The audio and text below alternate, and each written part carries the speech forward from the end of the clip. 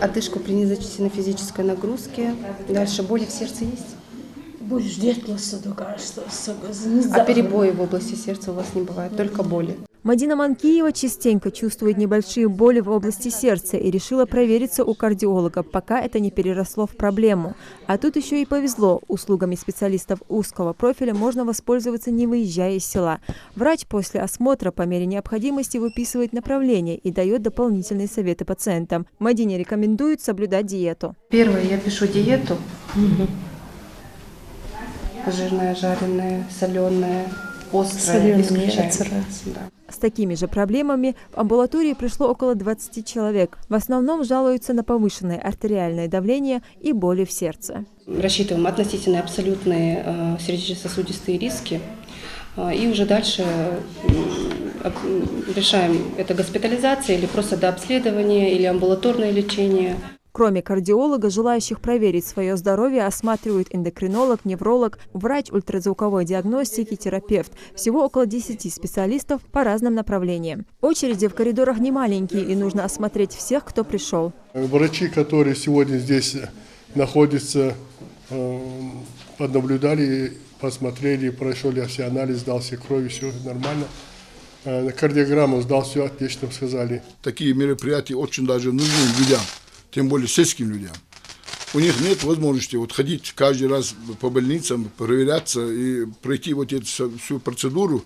А тут на месте приехали, проверили, все обнаружили, что какой-то болезни. Если есть болезнь, они уже отмечают, объясняют больным. Медики полагают, что пришло время установить приоритет профилактики в сфере охраны здоровья, поэтому начали всеобщую диспансеризацию взрослого населения для выявления фактов риска и ранних проявлений хронических неинфекционных заболеваний, которые нередко становятся причиной инвалидности и летального исхода. Диспансеризация проводится с 21-летнего возраста раз в 3 года, а с 2013 года эту процедуру сделали еще проще. Теперь специалисты выезжают во все населенные пункты региона, чтобы бесплатной услугой могли воспользоваться все. Вообще диспансеризация проводится в 2 этапа.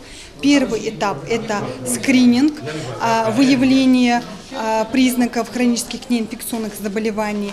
И второй этап – это дальнейшее дообследование, то есть проведение необходимых лечебно-профилактических мероприятий для уточнения диагноза и осмотра врачами-специалистами. Врачи местной амбулатории прибегают к такой практике не в первый раз. Большое внимание они стараются уделить людям, которые по тем или иным причинам не могут приехать сами и пройти диспансеризацию. В этих случаях подключаются выездные бригады. Вот именно в Назранском районе еженедельно, раз в неделю по субботам, мы организовали, выезжают мобильные бригады в составе узких специалистов для проведения диспансеризации нетранспортабельных и маломобильных больных.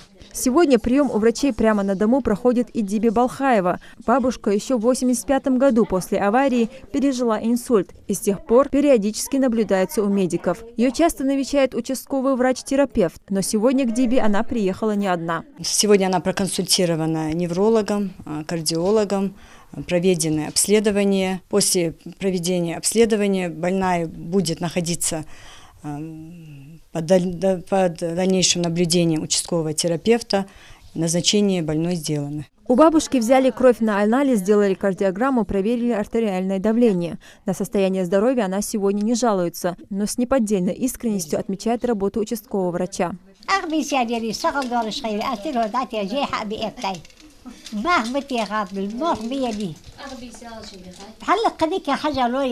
Пациентам идут навстречу. Такие выездные обследования тому подтверждение. Услугами специалистов уже успели